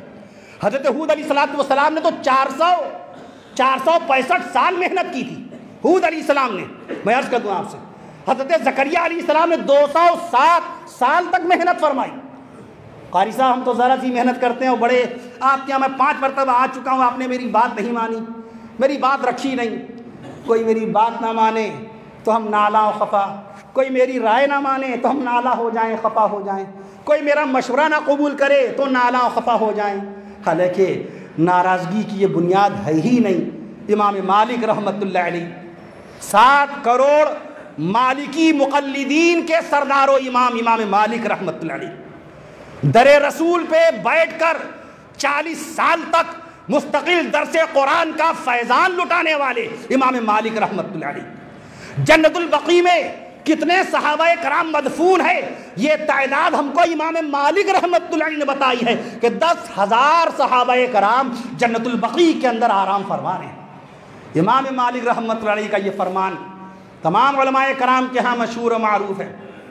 اللہ صاحب القبر کہہ کر کے رسول پاک صلی اللہ علیہ وسلم کے روضہ اقدس کی طرف اپنی انگشت مبارک کلمے والی انگلی کا اشارہ فرما کے فرمایا کہ رسول پاک صلی اللہ علیہ وسلم کے سوا دنیا میں جتنی بھی شخصیات ہیں، کتنا بڑا دانا ہو، کتنا بڑا بینا ہو، کتنا بڑا عقل مند ہو، عقیل ہو، فہیم ہو، سلیم ہو، یعنی باقاعدہ عقل کی سلامتی رکھتا ہو، فہیم فہم والا ہو، عقیل عقل کی طاقت رکھنے والا ہو، کتنا بڑا دانشور ہو، اس کی بات یا تو قبول کی جا سکتی ہے یا اس کی بات رد کی جا سکتی ہے۔ اللہ صاحب القبر، سوائے اللہ کے نبی صلی اللہ علیہ وسلم کے، اللہ کے نبی کی بات کو صرف تسلیم ہی تسلیم کیا جائے گا، رسول پاک صلی اللہ علیہ وسلم کے فرمان کو صرف مانا ہی مانا جائے گا، عقل کا استعمال نہیں کیا جائے گا۔ اول من قاس ابلیس، آج عقل کی بنیاد پر کیسے کیسے فیصلے ہم گھر میں کرتے ہیں۔ عقل سے پوچھئے سور کا گوشت کھانا کیسا ہے، کہہ دے گی کوئی بات نہیں، سور کا گوشت کھانے سے کوئی آدمی مر تھوڑی جاتا ہے اور صحت مند ہو جاتا ہے۔ مغربی دنیا میں دیکھیے، مغربی ممالک کو دیکھیے، ویسٹرن کلچر دیکھیے، عورتوں کے ذریعے سے بڑی عجیب و غریب باتیں مشہور ہو گئیں. عورتیں کہتی ہیں سور کا نام لے لیجئے تو فرشتے نہیں آتے ہیں. اللہ کے قرآن مجید میں 5 مقام پر لفظ خنزیر موجود ہے. عربی میں قرآن شریف نازل ہوا تو خنزیر لفظ آیا، فارسی میں قرآن نازل ہوتا تو خوک، خاص خوک کا لفظ آتا، انگلش میں قرآن مجید نازل ہوتا تو ہاگ، پگ، پورن، ہاگ، یہ سب الفاظ استعمال ہوتے. اردو میں قرآن شریف نازل ہوتا تو سور ہی کا تو لفظ آتا. اور پھر بھی آج بھی اگر آپ قرآن مجید میں سور ہی کا لفظ دیکھنا چاہتے ہیں تو آپ کے گھر میں قرآن شریف موجود ہے. کسی کا ترجمہ، میں کسی کہہ رہا ہوں، کسی کا ترجمہ اٹھائیے، قرآن کی آیت اوپر پڑھیے ولحم الخنزیر، اور نیچے ترجمے میں دیکھیے مفسر قرآن نے کیا لکھا ہے، مترجم قرآن نے یہی تو لکھا سور کا گوشت حرام ہے. وہ سور کی جگہ ترجمہ کیا کرے گا؟ باہر والی، گندا جانور، بد جانور، اتنے نام ہم نے بگاڑے ہیں. سور ایک ایسی مخلوق ہے جس کی سب سے زیادہ غیبتیں کی ہم نے، سب سے بس شرعی اعتبار سے نجس العین ہے، نجس ہے، حرام ہے. اچھا سور حرام ہے اور کتا حلال ہے کیا؟ کتے کا نام لیا تو کچھ نہیں ہوا. بلی حلال ہے، بلی حلال ہے. غور کیجئے، نجس العین ہے، اس کی گوشت پوست فقہ نے اس کے اندر باقاعدہ تشریف فرمائی. اس کا گوشت پوست نہ دباغت کے ذریعے، نہ جلانے کے ذریعے، نہ تپانے کے ذریعے اس کی کوئی چیز حلال نہیں ہو سکتی. باقی جو ہے جو کھالے ہیں وہ دباغت کے ذریعے سے کھولا کر کے گرم کرنے کے بعد حلال ہو جاتی ہے. میں عرض کر دوں آپ سے تو اللہ، اور پھر اللہ کی کوئی مخلوق ایسی نہیں ہے جو اللہ کے ذکر سے محروم ہو. تو سب اکثر ہم جمعے کے خطبے میں اس آیت شریفہ کو پڑھتے ہیں. کل حسین آباد ہم نے جمعہ پڑھایا شہر لکھنؤ میں، 15 سپارے کی آیت شریفہ تسبح لہ السماوات السبع والارض من فیہن. ساتوں آسمان، ساتوں زمینوں میں کوئی مخلوق ایسی نہیں جو اللہ کی تسبیح نہ بیان کر رہی ہو. تسبیح کا لفظ ہے، یعنی سبحان اللہ کہنا تسبیح کہلاتا ہے. الحمدللہ کہنا تحمید کہلاتا. تحمید کا مطلب الحمدللہ. تکبیر کا مطلب اللہ اکبر. مؤذن صاحب جو تکبیر کہتے ہیں اصل اس کا شرعی فقہی نام اقامت ہے. بھائی اقامت کہیے، اقامت ہم تکبیر کہتے ہیں وہ بھی ٹھیک ہے، شرعی لفظ اقامت ہے. اور تکبیر اس لیے کہا جاتا ہے چونکہ اس میں اللہ اکبر سے شروعات ہوتی ہے. 17 الفاظ کی آپ کی تکبیر ہے، اقامت ہے. اذان میں 15 الفاظ ہیں، تکبیر میں باقاعدہ 17 الفاظ ہیں. تو اللہ نے قرآن مجید میں کیا فرمایا؟ تسبح لہ السماوات السبع والارض ومن فیہن. جو ساری مخلوقات، جتنی مخلوقات ہیں، نباتات، جمادات، حیوانات، انسانیات، پرندے، درندے، چرندے، پرندے، فرشتے، جنات، تمام کی تمام مخلوقات اللہ کی تسبیحات میں مشغول ہیں. مومن جنات، پرندے، درندے. اب بتائیے مخلوقات میں سور شامل ہے کہ نہیں ہے؟ نافرمانی کر نہیں سکتی کوئی مخلوق، آسمان کی طرف سور سر نہیں اٹھا پاتا. ہم بیانوں میں اکثر عرض کرتے تھے جب قرآن مجید میں جانوروں کا ذکر ہم کرتے تھے کہ اللہ نے قرآن مجید میں 7 صورتیں جانوروں کے نام پر نازل فرمائی ہیں. سورۃ النحل جانور کے نام پر، سورہ انعام چوپائے کے نام پر، سورۃ العنکبوت مکڑی کے نام پر، سورۃ النمل چیونٹی کے نام پر، سورہ عادیات والعادیات ضبحا مغرب میں عشاء میں آپ حافظ صاحب سے سنتے ہوں گے گھوڑوں کے نام پر، سورۃ الفیل الم تری کیف فعل ربک باصحاب الفیل ہاتھی کے نام پر. باقاعدہ جب ان صورتوں کا ذکر کرتے تھے تو ہم یہ بھی کہتے تھے، ان کی صفات پیش کرتے تھے کہ ہاتھی اگر کودنا چاہے تو کود نہیں سکتا، مگرمچھ اگر اپنی زبان کو ہلانا چاہے تو ہلا نہیں سکتا. اللہ تعالیٰ نے اس کو طاقت ہی نہیں بخشی، اتنی بھاری اس کی ہوتی ہے زبان، وہ اپنی زبان ہلا ہی نہیں سکتا ہے مگرمچھ. اسی طرح اگر سور آسمان کی طرف دیکھنا چاہے تو دیکھ نہیں سکتا. ابھی مجھے چند روز پرسوں نرسوں کسی نے بتایا کہ آپ کے بیان میں یہ بات ہم نے 1.5 سال پہلے سنی. امیتابھ بچن نے KBC میں 50 لاکھ کا سوال کیا تھا یہ کہ بتاؤ وہ کون سا جانور ہے جس کی گردن آسمان میں نہیں اٹھتی. ہم نے کہا یہ ہمارے علماء کرام ہیں. یہ علماء کرام چلتے پھرتے اسی طرح کی باتیں کہا کرتے ہیں اور باقاعدہ طور پر وہ، اور سائنس کی دنیا میں ان کی بڑی ویلیو ہوتی ہے. ہمارے علماء کرام تو چلتے پھرتے باقاعدہ اس طریقے سے یہ ہیرے بانٹتے جاتے ہیں.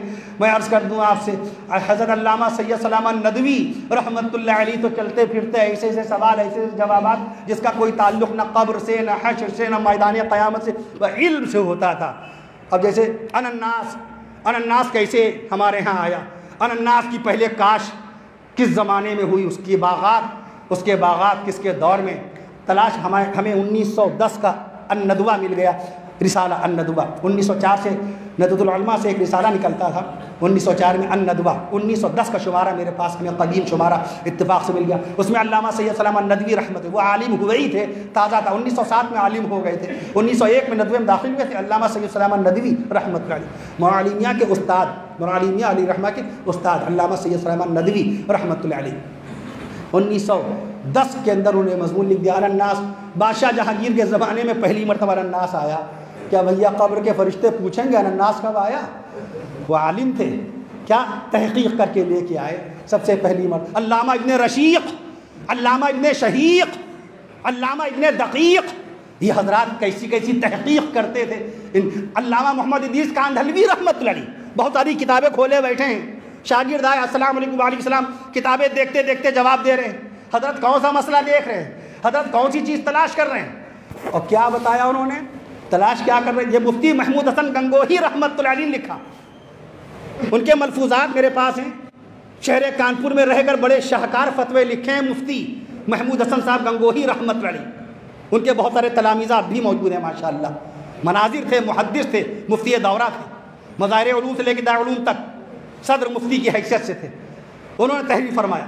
علامہ محمد ادریس کاندھلوی، میں اس لیے عرض کر رہا ہوں کہ آج ہم خالی موبائل میں صرف اور صرف انٹرٹینمنٹ کی چیزیں دیکھتے ہیں، اپنے ڈرامے، پسندیدہ ڈرامے، اپنا من پسند پروگرام دیکھتے ہیں، لیکن علم کے نام پر کوئی چیز نہیں، تحقیق کے نام پر کوئی چیز نہیں، سائنس ٹیکنالوجی کے نام پر کچھ نہیں پڑھتے. اب ماشاءاللہ سیلیبس پڑھا جا رہا ہے. اب حالات ایسے ہیں تو بچے آن لائن باقاعدہ ایگزام بھی دے رہے ہیں، ٹیسٹ بھی دے رہے ہیں. ہماری بچیاں بھی باقاعدہ آن لائن تعلیم حاصل کر رہی ہیں، سبھی کے بچے تعلیم حاصل کر رہے ہیں. میں عرض کر دوں آپ سے، علامہ محمد ادریس کاندھلوی، ہم اسی لیے کتاب کا حوالہ پیش کرتے ہیں. ہم اگر کوئی بات بتاتے ہیں کوشش ہوتی ہے کہ کتاب کے ذریعے سے ہم آپ تک پہنچائیں، ہم کتاب کے ذریعے سے آپ تک کوئی بات پہنچائیں.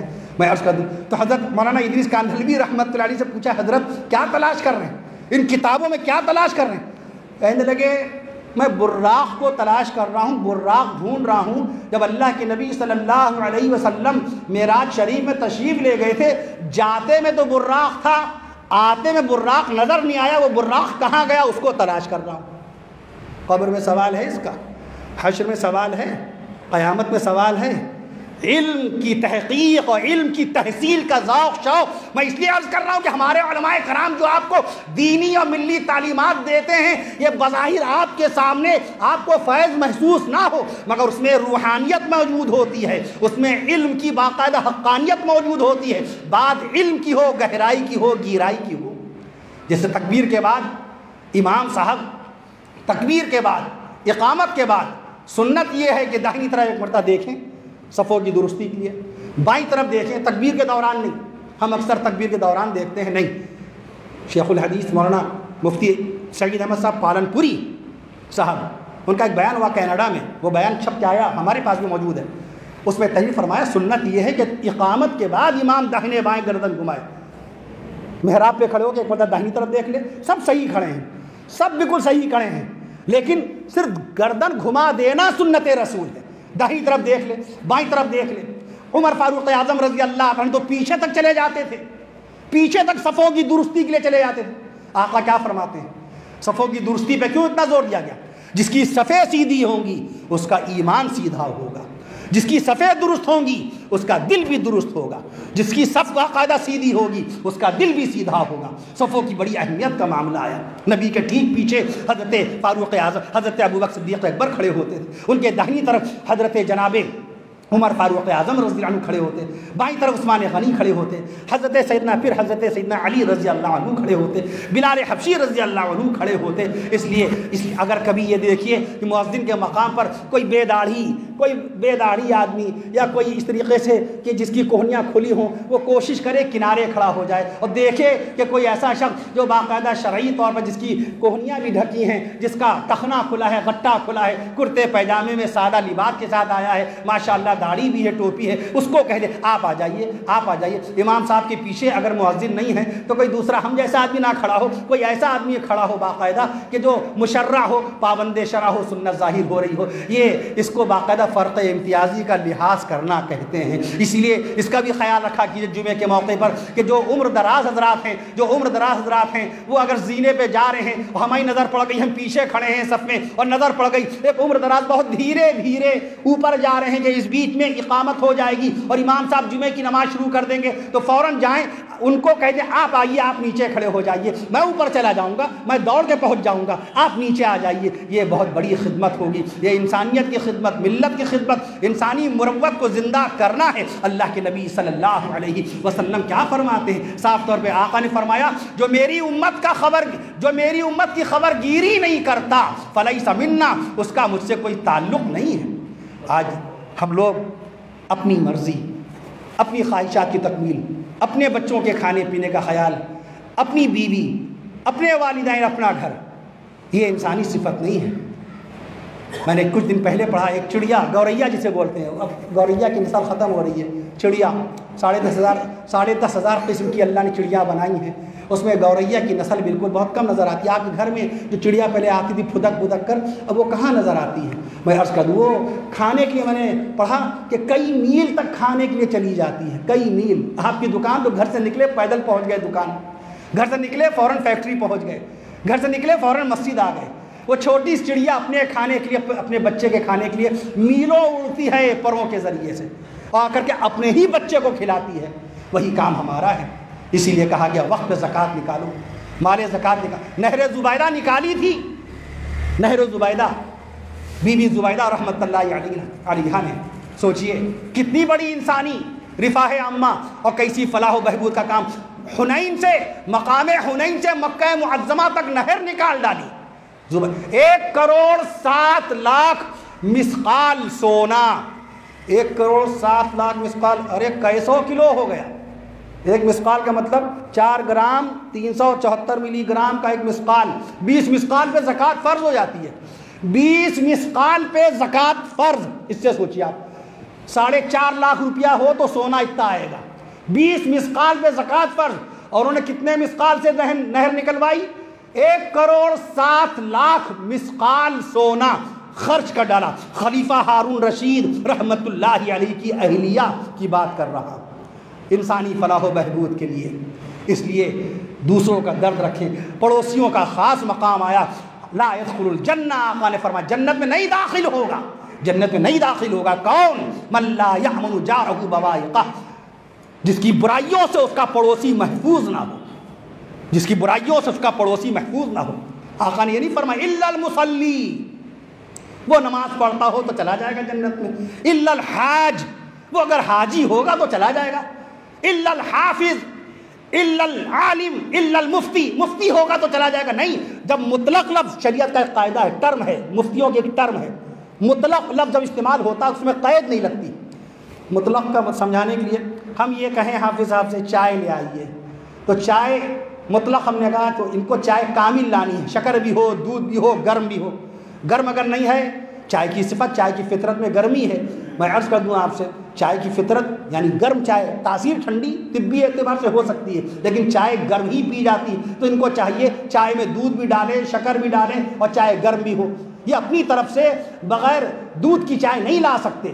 جب یہ لائیں گے تو ہم کہیں گے آپ سے تو میں نے مطلق جملہ بولا تھا کہ چائے لے کے آئیے، تو چائے باقاعدہ کامل لانی چاہیے، اور کامل چائے میٹھی بھی ہو، دودھ والی بھی ہو اور گرم بھی ہو۔ ہاں ہم قید لگاتے شکر نہ ڈالیے گا، پتی اس کے اندر ہلکی رکھیے گا، ادرک ڈال دیجیے گا اور باقاعدہ طور پر اس کے اندر ذرا سے لونگ ڈال دیجیے گا۔ اب یہ ہم نے مقید کیا، تو جب رسول پاک نے مطلق لفظ استعمال بولا، قید نہیں لگائی، ڈائریکٹ فرمایا لا يدخل الجنہ، ایسا شخص جنت میں نہیں جائے گا جس کی برائیوں سے اس کا پڑوسی پریشان ہو۔ تو اب وہ کتنا بڑا حاجی ہو، کتنا بڑا حافظ قرآن ہو، کتنا اچھا باقاعدہ سچ بولتا ہو، کتنا عبادت گزار ہو، اگر پڑوسی اس سے پریشان حال ہے تو میدان قیامت میں اس کا حال بڑا عجیب و غریب ہو جائے گا۔ کل میں پڑھ رہا تھا علامہ سید سلامہ ندوی رحمۃ اللہ علیہ کو سیرت عائشہ لکھی تھی انہوں نے بہت سال پہلے، غالباً 1910 میں لکھی ہوگی، اس میں پڑھ رہا تھا اماں بی بی عائشہ صدیقہ رضی اللہ تعالی عنہا سے آقا نے فرمایا کہ من حسب عذب، میدان قیامت میں جس کا حساب ہوا تو گویا کہ عذاب ہی ہوا۔ اگر حساب کے لیے پکار لیا گیا تو یہ نشانی ہے کہ اس کو عذاب ہونا ہے۔ اللہ اکبر، اللہ اکبر۔ میں عرض کر دوں آپ سے، آقا مدینہ صلی اللہ علیہ وسلم نے فرمایا کہ حساب اگر وہاں اعمال کی پیشی اچھی ہو جائے تو اپنے نامہ اعمال کو بھی درست رکھنا ہے۔ حضرت صدیق اکبر رضی اللہ عنہ، فاروق اعظم رضی اللہ عنہ، عثمان غنی رضی اللہ عنہ، حضرت علی رضی اللہ عنہ، حضرت عباس رضی اللہ عنہ، حضرت عبداللہ ابن مسعود رضی اللہ عنہ، حضرت عبداللہ ابن عمر رضی اللہ عنہ، حضرت عبداللہ ابن زبیر رضی اللہ عنہ، حضرت عبداللہ ابن جعفر رضی اللہ عنہ، حضرت عبداللہ ابن ارقم رضی اللہ عنہ، حضرت ابو سفیان رضی اللہ عنہ، حضرت شقران رضی اللہ عنہ، حضرت صفوان رضی اللہ عنہ، حضرت صفوان رضی اللہ عنہ، حضرت عثمان رضی اللہ عنہ، حضرت صفوان رضی اللہ عنہ، حضرت جناب خالد بن ولید رضی اللہ عنہ، حضرت سہل رضی اللہ عنہ، حضرت سہیل رضی اللہ عنہ، حضرت خباب رضی اللہ عنہ، حضرت جناب رضی اللہ عنہ، حضرت خباب رضی اللہ عنہ، حضرت جناب رضی اللہ عنہ، حضرت ابو سعید خدری رضی اللہ عنہ، حضرت ابو ذر غفاری رضی اللہ عنہ، حضرت ابو موسیٰ اشعری رضی اللہ عنہ، حضرت عبد الرحمن القاری رضی اللہ عنہ۔ ان میں سے ایسا کون ہے کہ جس کا پڑوسی ان سے ناراض رہا ہوگا؟ آج پڑوسی سے ہماری ساری حرکتیں پوچھ لیجئے، ہم کتنے بد مزاج، کتنے بد اخلاق، اتنی بد کلامی۔ آقا نے فرمایا کہ میدان محشر میں سب سے زیادہ دہشت میں کون آدمی ہوگا؟ پیارے آقا نے پتہ بتا دیا، سب سے زیادہ دہشت میں کون آدمی ہوگا میدان قیامت میں؟ جس کی بد زبانی سے، جس کی بد کلامی سے، جس کی چرب زبانی سے، جس کے زہریلے الفاظ سے بندے ڈرتے ہوں گے، جس کی بد زبانی سے دنیا میں لوگ ڈرتے ہوں گے، میدان قیامت میں سب سے زیادہ وہ آدمی خوف اور دہشت کے عالم میں ہوگا۔ ہم کہتے نہیں ہیں صاحب میں نے ان کو ایسا جواب دے دیا کہ وہ اپنا منہ سا لٹکائے چلے گئے۔ سوچئے تو ہم کیا کہہ رہے ہیں؟ ہم نے جواب دے کے اپنے نمبر بنا لیے، اپنی زوراوری، اپنی طاقت، اپنی قوت دکھا دی۔ آقا فرما رہے ہیں سب سے زیادہ وہ شخص خوف کے عالم میں ہوگا میدان قیامت۔ مرحوموں کی غیبتیں، مرحوموں کو نہیں چھوڑ رہے ہیں۔ لا تسبوا اصحابی، میرے صحابہ کی شان میں گستاخیاں نہ کرنا، آقا نے فرمایا صحابہ کرام کی شان میں۔ اور مرحوموں کی شان میں فرمایا، اما عائشہ صدیقہ رضی اللہ عنہ راویہ ہیں، میں عرض کر دوں آپ سے، لا تسبوا الاموات، میتوں کی شان میں گستاخیاں نہ کرنا، مرحوموں کی شان میں گستاخی نہ کرنا۔ مرحوم اس معاملے میں بڑا خوش نصیب ہے کہ اس کو کفن مل گیا۔ زندہ آدمی دعویٰ نہیں کر سکتا کہ اس کو کفن ملے گا کہ نہیں ملے گا۔ مرحوم اس معاملے میں خوش نصیب ہے کہ اس کی نماز جنازہ ہو گئی۔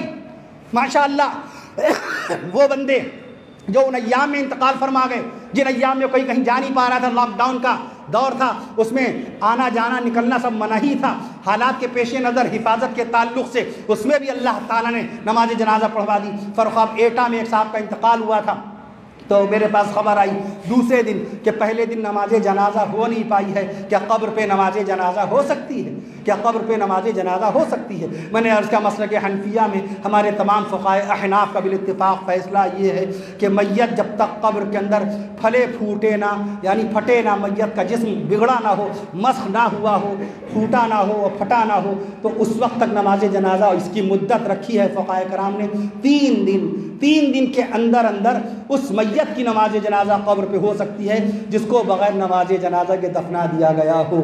تو بہتر یہ ہے کہ دوسرے دن ہو جائے اور تیسرے دن کا انتظار نہ کیا جائے، دوسرے دن نماز جنازہ ہو جائے، چونکہ نماز جنازہ میں رکوع نہیں ہے، سجدہ نہیں ہے اور قرأت نہیں ہے، اس لیے قبر پر نماز کی اجازت ہو گئی۔ یہ سیدنا امام اعظم ابو حنیفہ رحمۃ اللہ علیہ کا مسلک حقہ ہے، باقی اور کوئی شکل نہیں۔ ایک صاحب نے یہ بھی دریافت کیا تھا کہ کیا کسی مرحوم کی 2 مرتبہ نماز جنازہ ہو سکتی ہے؟ کچھ لوگوں نے نماز جنازہ پڑھ لی ہے، لیکن بعد میں کافی لوگ اور آ گئے، کیا اس کی نماز جنازہ ہو سکتی ہے؟ شرعی اس کا جواب یہ ہے، تمام مفتیان احناف اپنی باقاعدہ کتب فتاویٰ میں یہی درج کریں گے۔ اس کے لیے آپ پڑھیے باقاعدہ فتاوی رحیمیہ، فتاوی رشیدیہ، فتاوی خلیلیہ، فتاوی محمودیہ، کہ میت کے ولی نے، میت کے ذمہ دار نے اگر نماز جنازہ پڑھ لی ہے، یعنی بیٹے کا انتقال ہوا اور ابا نے نماز جنازہ پڑھ لی ہے، جو پہلی نماز جنازہ ہوئی اس میں ابا شریک ہیں، ان کی اجازت سے امام نے امامت کی ہے، تو اب دوسری نماز جنازہ اس میت کی نہیں ہو سکتی ہے۔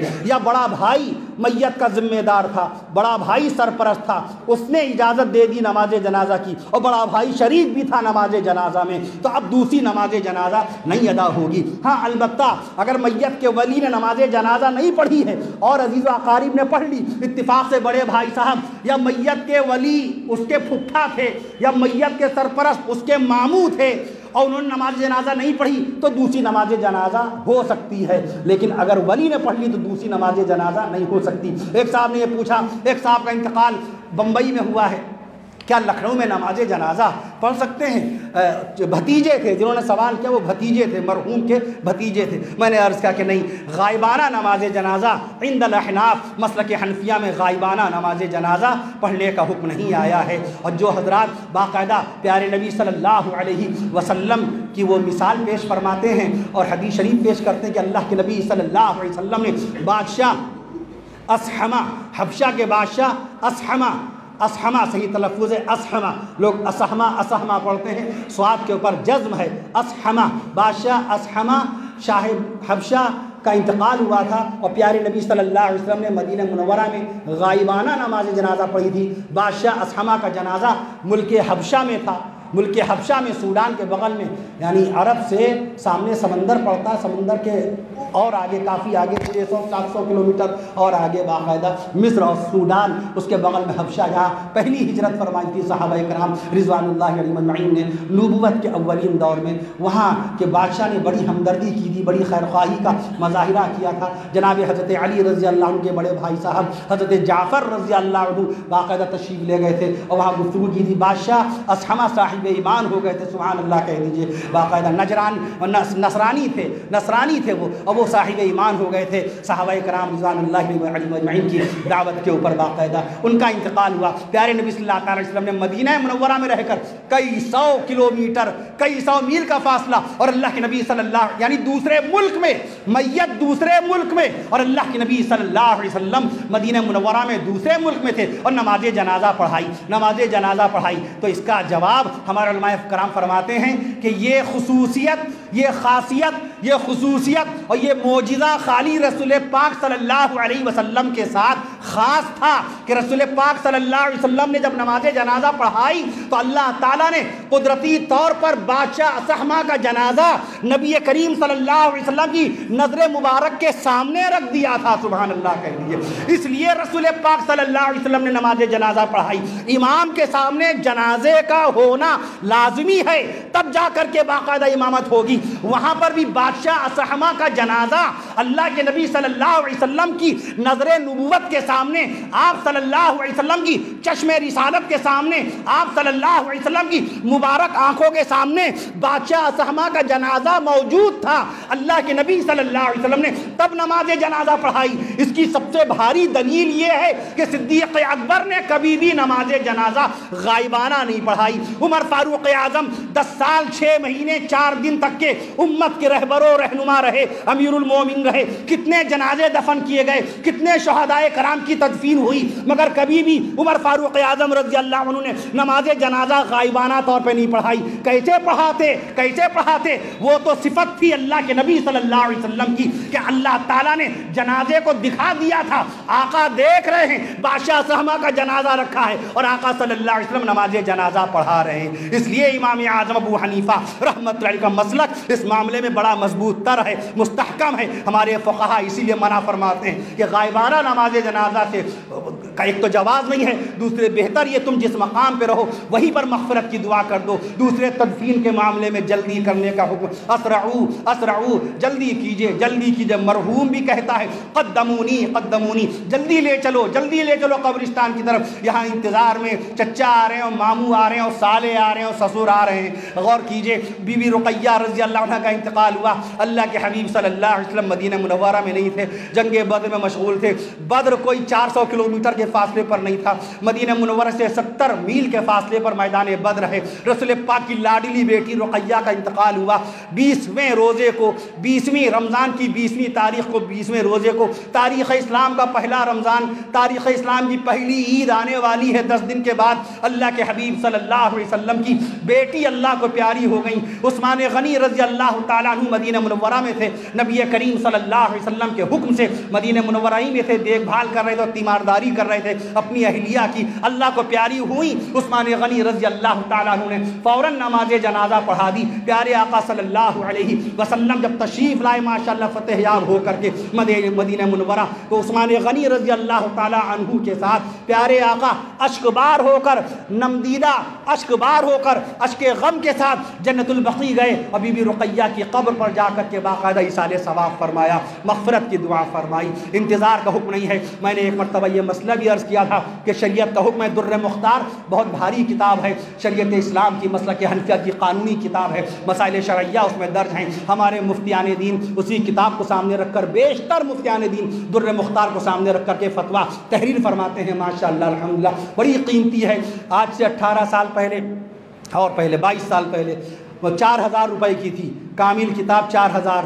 میں عرض کر دوں آپ سے، اس میں مسئلہ لکھا ہے کہ جمعہ والے دن اگر کسی کا انتقال ہو جائے فجر کی نماز کے بعد، اور ضروری رشتہ دار سے مراد یہ کہ اتنے لوگ اگر آ جائیں جس سے میت کو قبرستان پہنچایا جا سکتا ہے تو نماز جمعہ کا انتظار نہیں کیا جائے گا۔ اللہ اکبر کہہ دیجئے۔ ہم نماز جمعہ کے لیے کتنا انتظار کرتے ہیں، کتنا انتظار کرتے ہیں نماز جمعہ کے لیے، غور کیجئے آپ کہ میں عرض کرتا ہوں ظہر میں انتقال ہوا کسی کا، جمعرات والی ظہر میں انتقال ہوا، اب ظہر سے لے کے عصر مغرب عشاء پوری رات، دوسرے دن جمعہ، اور جمعے کے بعد باقاعدہ پھر جمعے کے بعد کہیں جا کر کے نماز جمعہ کے بعد تدفین ہوتی ہے، نہیں، اسی لیے کہا گیا میت بولتی ہے۔ حضرت مولانا ابرار الحق صاحب رحمۃ اللہ علیہ، حضرت مولانا ابرار الحق صاحب محی السنہ، وہ فرماتے ہیں تم میت کو سمجھتے ہو تکلیف نہیں ہوتی، تم سمجھتے ہو میت کو تکلیف نہیں ہوتی، تم برف کی سلیاں لاد دیتے ہو، ذرا 1 گھنٹے کے لیے اپنے سینے پہ برف کی سلی رکھ کے دیکھو، مرحوم کو روکنے کے لیے برف کی سلیاں لاد دی، غور کرو، تم سمجھتے ہو تکلیف نہیں ہوتی۔ حدیث مصطفیٰ ہے، ارشاد رسول ہے، جس طرح زندہ کی ہڈی توڑنے پر زندہ کو جیسے تکلیف ہوتی ہے، ویسی مرحوم کی ہڈی توڑنے پر مرحوم کو تکلیف ہوتی ہے۔ فرق یہ ہے کہ ہم مرحوم کی آواز سن نہیں پاتے، مرحوم کی آواز سن نہیں پاتے، اس لیے زیادہ تم برف کی سلیاں نہ لادا کرو۔ ارے چہرے کی کیفیت بدل جایا کرتی تھی محی السنہ مولانا ابرار الحق صاحب رحمۃ اللہ علیہ کی، کہ مرحوم کے ساتھ اس طرح ظلم ہوتا ہے، یہ زیادتی، انتظار ہوتا ہے، رشتہ دار کا انتظار ہو رہا ہے، غسل دوسرے دن ہو رہا ہے، بالکل جب تدفین کا وقت قریب آئے گا تب غسل نہیں، غسل دے کر کے انتظار کرو، جلد سے جلد پاکی دو، جلد سے جلد باقاعدہ غسل سے اس کو باقاعدہ پاک کر دو، طہارت اس کو جلد سے جلد۔ تمہارے والد جب تک زندہ رہے 1 منٹ کے لیے ناپاک نہیں رہے، 1 منٹ کے لیے ناپاک نہیں رہے۔ آج یہ فائدہ اٹھا رہے ہیں گھر والے کہ ابا بول نہیں سکتے، دادا بول نہیں سکتے، اس لیے ان کا غسل ہوگا 12 گھنٹے کے بعد، 13 گھنٹے کے بعد۔ تمہارے ابا کا 1 قطرہ پیشاب کبھی نہیں نکلا پیجامے میں اور تہبند میں، آج انتقال کے بعد تم نے اتنی دیر تک ان کو اسی حالت میں چھوڑ دیا کہ ان کے قریب میں کوئی پاس میں سرہانے بیٹھ کے قرآن نہیں پڑھ سکتا۔ آج بھی شریعت کا مسئلہ یہ ہے کہ مرحوم کا جب تک غسل نہ ہو جائے کوئی مرحوم کے قریب بالکل سرہانے، بالکل داہنے بائیں چارپائی کے قریب بیٹھ کے قرآن نہ پڑھے۔ کیوں منع کرتے ہیں علماء کرام؟ کیوں؟ مرحوم کے اوپر غسل واجب ہے، مرحوم پہ غسل واجب ہے، اس کو غسل دے دو بھیا، کفن بعد میں پہنانا یا کفن کا اوپر کا حصہ ڈال دینا، غسل دینے کے بعد انتظار کرو، اس کو پاکی تو حاصل ہو جائے، طہارت تو حاصل ہو جائے۔ آقا نے فرمایا یا علی لا تؤخر ثلاثہ، 3 چیزوں میں دیر نہ کرنا، 3 چیزوں میں دیر نہ کرنا، نماز کی ادائیگی میں دیر نہ کرنا، اذان ہو جائے نماز کو ادا کرنے میں دیر نہ کرنا، جماعت پکڑنے میں دیر نہ کرنا، بیٹا یا بیٹی شادی کے لائق ہو جائے شادی کرنے میں دیر نہ کرنا، تیسرا کسی کا انتقال ہو جائے تو دفنانے میں دیر نہ کرنا، دفنانے میں دیر نہ کرنا، اس کا خاص خیال رکھیں۔ ایک صاحب نے پوچھا کہ کیا کل یہ سوال آیا کہ کیا شوہر اپنی بیوی کو کندھا دے سکتا ہے، پرچہ آیا میرے پاس کہ کیا شوہر اپنی بیوی کو کندھا دے سکتا ہے؟ میں نے عرض کیا کچھ چیزیں عقل سلیم سے بھی غور کر لیا کیجئے۔ آپ کی اہلیہ کو آپ کے محلے والے کندھا دے رہے ہیں، غیر کندھا دے رہے ہیں، شوہر کندھا کیوں نہیں دے سکتا؟ آخرکار وہ ان کی اہلیہ رہی ہیں، ان کے نکاح میں رہی ہیں۔ جب غیر ہماری اہلیہ کو، آپ کی اہلیہ کو آپ کے محلے کے لوگ، آپ کے دوست احباب کندھا دے رہے ہیں تو شوہر کیوں نہیں دے سکتا؟ جبکہ وہ ان کے نکاح میں تھیں، اس لیے شوہر بالکل بے شک جی بالکل۔ جناب ناصر بھائی کے برادر نسبتی ہیں، صالح صاحب ہیں، جناب محمد شاہد صاحب ڈائلیسس کے اوپر ہیں، ان کے حق میں بھی دعا فرمائیے، اللہ ان کو بھی صحت اور شفا نصیب فرمائے۔ اور محترمہ شمیم بانو صاحبہ علیہ الرحمہ، یہ اللہ کو پیاری ہو گئی ہیں، ان کے لیے مغفرت کی دعا فرمائیے، اللہ تعالیٰ ان کی بخشش و مغفرت فرمائے۔ اور دوسری بات یہ کہ شادی بیاہ میں جس طرح آپ نے لاک ڈاؤن میں سادگی کا طریقہ اختیار کیا، دیکھیے ایسے حالات ہو گئے قدرتی طور پہ کہ سادگی کے ساتھ شادی ہونے لگی۔ ایک ہوٹل میں نے نکاح پڑھایا، پورا ہوٹل بک ہوا 25 حضرات ولیمے میں جب میں پہنچا تو گھر کی چھت پہ ولیمہ ہو رہا ہے، 50 حضرات۔ میں نے وہیں پر عرض کیا بتائیے یہ ولیمہ لگ رہا ہے کہ نہیں لگ رہا ہے؟ سب نے کہا جی بالکل لگ رہا ہے۔ میں نے عرض کیا آج 50 لوگ ہیں ولیمہ لگ رہا ہے، 5000 ہوتے تب بھی آپ ولیمہ ہی کہتے، تب بھی ولیمہ کہتے، 5 لاکھ خرچ کرتے تب بھی ولیمہ، اور آج 5000 میں ولیمہ ہو رہا ہے تب بھی سنت رسول ادا ہو رہی ہے۔ تو جس طرح سے آپ نے ان ایام میں سادگی کے ساتھ شادیاں کی ہیں اور شرکتیں کی ہیں، ایسے ہی جب حالات بالکل سازگار ہو جائیں اللہ کے حکم سے، اللہ کے فضل و کرم سے، پیارے آقا صلی اللہ علیہ وسلم کے صدقہ و طفیل میں سب بزرگان دین رحمہ اللہ تعالی علیہ اجمعین کے توسل سے باقاعدہ اللہ رب العالمین تو اس وقت بھی سادگی کے ساتھ شادی بیاہ کیجیے، اور اللہ کے واسطے شادی بیاہ میں اسراف بیجا قطن نہ ہو، اپنی دولت کا نشہ ہم نہ دکھائیں، دولت کی ریاکاری، دولت کا دکھاوا بالکل نہ دکھائیں۔ اگر ایسا ہوتا تو اللہ کے نبی صلی اللہ علیہ وسلم اپنی چاروں بیٹیوں کو وہ سامان دیتے جو آج تک کسی نے دیکھا نہ ہوتا۔ اس لیے سامان کا دینا اپنے اوپر لازم اور واجب نہ سمجھیں، اور نہ لڑکے والا یہ سمجھے اور باقاعدہ لڑکے والے یہ جو کہہ دیتے ہیں جملہ، یہ درست نہیں ہے، یہ غیر شرعی جملہ کہ میرے مہمانوں کی ذرا خاطر کر لیجئے گا، میرے مہمانوں کی خاطر کر نہیں۔ اس سے تو یہ پتہ چلتا ہے کہ آپ کے مہمانوں کا قرض ہے، آپ کے مہمانوں کا قرض ہے لڑکی والوں پر، بالکل قرض نہیں ہے، بالکل قرض نہیں ہے۔ وہ حسب حیثیت جو کچھ بھی اس سے خاطر مدارات ہوگی وہ اپنے پاس سے کرے گا۔ بہرحال اللہ تعالیٰ الدین یسر، دین آسان ہے، آقا نے فرمایا دین آسان ہے۔ اس لیے نماز میں 400 رکعت فرض نہیں کی، اللہ نے 4 ہی رکعت فرض کی، عشاء میں فجر میں 2 ہی رکعت فرض کی۔ اللہ تعالیٰ چاہتا تو 20 رکعت فرض کر دیتا۔ اللہ نے ہر معاملے میں ہمارے لیے آسانیاں رکھی ہیں۔ اللہ تعالیٰ ہمیں اور آپ کو پیارے آقا صلی اللہ علیہ وسلم کے دین کا مکمل علم نصیب فرمائے اور سنت رسول پہ عمل کی توفیق نصیب فرمائے۔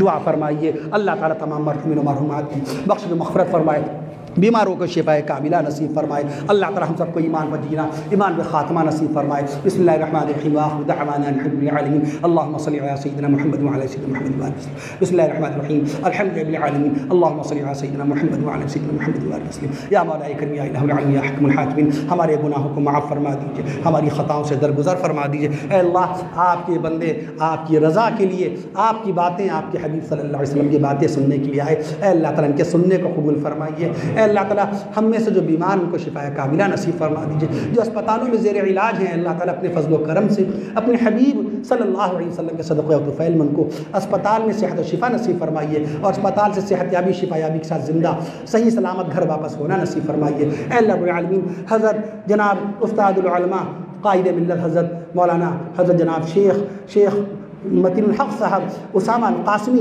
علیہ الرحمہ کی بخش و مغفرت فرمائیے، ان کے درجات بلند فرمائیے۔ اے اللہ تعالیٰ اس مسجد کے سابق امام و خطیب عزت مآب عالی جناب حضرت الحاج حافظ و قاری شیخ محی الدین احمد صاحب مکی رحمۃ اللہ تعالیٰ علیہ نور اللہ مرقدہ، ان کی بخش و مغفرت فرمائیے، ان کے درجات بلند فرمائیے، ان کے بیٹوں کو، ان کی بیٹیوں کو، ان کی اہلیہ محترمہ والدہ صاحبہ کو اے اللہ رب العالمین صبر جمیل نصیب فرمائیے۔ اے اللہ ان کے عزیز و اقارب کو صبر جمیل نصیب فرمائیے۔ اے اللہ تعالیٰ اور ان کا نعم البدل نصیب فرمائیے۔ ان کے صاحبزادے عزیزم حافظ شیخ محمد رضوان احمد میاں سلمہ کو اللہ تعالیٰ دین کا خادم بنائیے، اور اپنے والد محترم کے ذرّی خوابوں کو پورا کرنے کی توفیق نصیب فرمائیے۔ اے اللہ اس مسجد کے اندر آپ کے جو بندے خدمت کا فریضہ انجام دیتے ہیں، 1 روپے سے لے کر کے 1000 روپے تک جو تعاون فرماتے ہیں، اے اللہ ان سب کو اس کا بہترین اجر نصیب فرمائیے۔ اے اللہ العالمین ہم سب کو ایمان پر جینا، ایمان پہ خاتمہ نصیب فرمائیے، ہم سب کو حلال روزی نصیب فرمائیے۔ ہماری جو بہنیں بیٹیاں بھانجیاں بھتیجیاں شادی کے لائق ہو چکی ہیں، ان سب کے رشتوں کو اپنے مومن اور صالح اور دیندار بندوں سے منسوخ فرما دیجئے۔ جو بے اولاد ہیں اے اللہ ان کو اولاد نصیب فرما دیجئے۔ اے اللہ تعالیٰ کاروباری ترقی نصیب فرمائیے، ہمارے ملک کو ترقی نصیب فرمائیے، ہمارے شہروں کو ترقی نصیب فرمائیے، ہمارے گاؤں کو ترقی نصیب فرمائیے۔ ہر طرف انسانیت بھائی چارے کا ماحول عام فرما دیجئے، ہر طرف ایک دوسرے کی سیوا، ایک دوسرے کی خدمت، مانوتا منشیتا انسانیت کی خدمت کرنے کی توفیق نصیب فرمائیے۔ ہم سب کو 5 وقت کا نمازی بنا دیجئے، نماز پنجگانہ بالجماعت بالوقت ادا کرنے کی توفیق نصیب فرمائیے۔ ہماری ماں بہنوں کو پردہ نشینی کے ساتھ گھر میں 5 وقت کی نمازیں ادا کرنے کی توفیق نصیب فرمائیے، روزانہ قرآن شریف پڑھنے کی توفیق نصیب فرمائیے۔ اے اللہ رب العالمین ہم سب کو ایمان پر جینا، ایمان پہ خاتمہ نصیب فرمائیے۔ ہر بلا، ہر مصیبت، ہر ناگہانی، ہر وبا، ہر وبا، ہر بیماری سے محفوظ و معمون فرمائیے، ہر وبا سے محفوظ و معمون فرمائیے۔ ہم سب کو جسمانی، ایمانی، روحانی صحت نصیب فرمائیے۔ اے اللہ رب العالمین ہم سب کو جسمانی، روحانی ایمانی جسمانی روحانی ایمانی صحت اور شفا نصیب فرمائیے. دنیا کے ہم تمام بندوں اور بندیوں کو صحت اور شفا نصیب فرما دیجئے. اے اللہ تعالی ہم سب کو ایمان سے لبریز سکون اور عافیت کی زندگی نصیب فرما دیجئے. اے اللہ تعالی ہم سب کی دعاؤں کو محض اپنے فضل و کرم سے، اپنی شان کریمی، اپنی شان رحیمی سے، اپنے حبیب ہمارے پیارے آقا امام الانبیاء حضور نبی کریم سیدنا حضرت محمد رسول اللہ صلی اللہ تعالی علیہ وسلم کے صدقے اور طفیل میں قبول فرما دیجئے. جزا اللہ عنا محمدا ما هو اهله صلی اللہ تعالی علیہ وسلم وصلی اللہ تعالی علی خیر خلقہ محمد وصلی اللہ تعالی علی خیر خلقہ محمد وعلى آلہ واصحابہ واہل بیتہ واصحابہ واہل بیتہ وازواجہ وذریاتہ وذریاتہ واولیاء امتہ وعلماء ملتہ واحبابہ اجمعین وبارک وسلم برحمتک یا ارحم الراحمین. السلام علیکم.